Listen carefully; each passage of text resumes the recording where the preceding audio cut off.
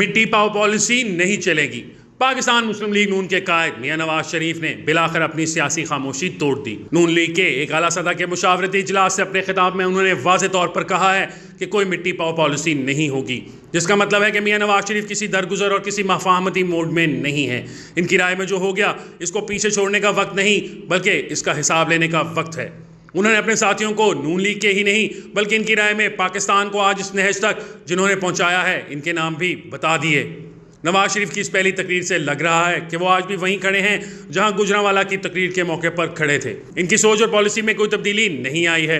नवाज शरीफ की तकरीर से वाज़े हुआ है कि इनके पास एक वाज़े सियासी एजेंडा मौजूद है और वो एक सियासी एजेंडे के साथ वतन वापस आ रहे हैं। इस एजेंडे को समझने के लिए हमें ये जानना होगा कि नवाज शरीफ के सियासी अहदाफ क्या हैं। नवाज शरीफ ने सबसे आगे जनरल बाजवा और जनरल फैज़ का नाम लिया है। उन्होंने कहा है कि आज पाकिस्तान जिन हालात का शिकार है इसके बुनियादी जिम्मेदार ये दो किरदार हैं। अब सवाल ये है कि अगर इस बार मिट्टी पाओ पॉलिसी नहीं चलेगी तो इनका एहतसाब कैसे होगा। ये एक ऐसा सवाल है जिसका जवाब ढूंढना मुश्किल है। पाकिस्तान के मारूजी हालात अभी ऐसे किसी एहतसाब के लिए तैयार नहीं हैं। इसलिए नवाज शरीफ इन दो किरदारों को अपनी इंतखाबी मुहिम के दौरान अवाम की अदालत में तो मुजरिम ठहरा सकते हैं, लेकिन अमली तौर पर इनका एहतसाब मुझे मुमकिन नज़र नहीं आता। लेकिन ये बात कहने से नवाज शरीफ ने इन सब दोस्तों की राय को गलत साबित कर दिया है जिनके मुताबिक नवाज शरीफ की सोच में कोई तब्दीली आ गई है। नवाज शरीफ ने इस बार बात को आगे बढ़ाया है। उन्होंने जहां मरकजी किरदारों के नाम लिए हैं वहां इनके मुताबिक इनके सहूलतकारों को भी माफ़ नहीं किया जा सकता। इस ज़मीन में मियां नवाज शरीफ ने पहली बार अदलिया के बड़े नाम लिए हैं। उन्होंने साबिक चीफ जस्टिस साकिब निसार, आसिफ सईद खोसा और पानामा बेंच के दीगर जजेस के नाम भी लिए हैं। उन्होंने इन्हें भी जनरल बाजवा और जनरल फैज़ के सहूलतकारों में शामिल किया है। पाकिस्तान के नए चीफ जस्टिस जस्टिस काजी फ़ाइज़ ईसा ने पहले फुल कोर्ट की समाअत के दौरान इस बात को तस्लीम किया है कि पाकिस्तान की अदलिया ने माजी में बहुत गलत फैसले किए हैं। उन्होंने बरमला कहा है कि वो इन फैसलों का दिफा नहीं करेंगे बल्कि इनको गलत मानते हैं। मुझे उम्मीद है कि काजी फ़ाइज़ ईसा ने अपनी इस फहरिस्त में पानामा के फैसले को भी शामिल किया होगा। क्या पाकिस्तान की सुप्रीम कोर्ट पानामा के फैसले को दुरुस्त करने के लिए तैयार है? वैसे तो पाकिस्तान की सुप्रीम कोर्ट में गलत फैसलों को दुरुस्त करने का कोई रिवाज नहीं है, बल्कि गलत फैसलों पर कायम रहने की एक रविश मौजूद है। आप देखें, पीपल्स पार्टी ने अपने दौरे हुकूमत में जुल्फ़िकार अली भुट्टो का रेफरेंस भेजा था।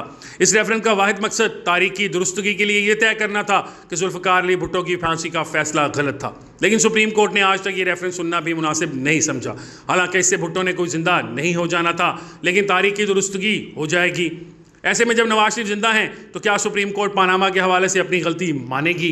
आज नवाज शरीफ के मुखालिफ भी मानते हैं कि पानामा केस में नवाज शरीफ के साथ ज्यादती की गई। क्या इस बार सुप्रीम कोर्ट की पॉलिसी में कोई तब्दीली आएगी? ये बहुत बड़ा सवाल है। इसलिए नवाज शरीफ अवाम की अदालत में तो इन जजेस के खिलाफ भरपूर मुहिम चला सकते हैं। मुझे नहीं लगता कि अदलिया की मौजूदा क़यादत को उस पर कोई एतराज़ होगा। मियां नवाज शरीफ जनरल मुशर्रफ के खिलाफ आर्टिकल 6 की एक कार्रवाई की कोशिश कर चुके हैं। इसके नताइज भी सामने हैं, लेकिन क्या इस बार कोई ऐसी कार्रवाई मुमकिन है? मैं समझता हूँ नवाज शरीफ इस दफ़ा पहले अवामी राय आमा हमवार करेंगे, बाकी बाद में देखा जाएगा। पहले इनकी कोशिश होगी कि पाकिस्तान के अवाम इनको और इनके किरदार को पहचान लें, बाकी बाद में देखा जाएगा। ये एक अच्छी हिकमत अमली हो सकती है। अवामी दबाव के बाद देखेंगे कि आगे क्या करना है। अगर लोगों ने नवाज शरीफ की बात मान ली तो फिर अगले इक़दाम आसान भी हो सकते हैं। मुशर्रफ की दफ़ा ये मान लिया गया था कि अवाम साथ हैं, इसलिए कोई अवामी मुहिम नहीं चलाई गई थी। इसलिए इस बार हिकमत अमली में तब्दीली वाज़े है। देखिए आगे क्या होता है। नवाज शरीफ फिर एक जंग लड़ने के लिए तैयार हैं। क्या ये जंग इस बार जीत जाएंगे?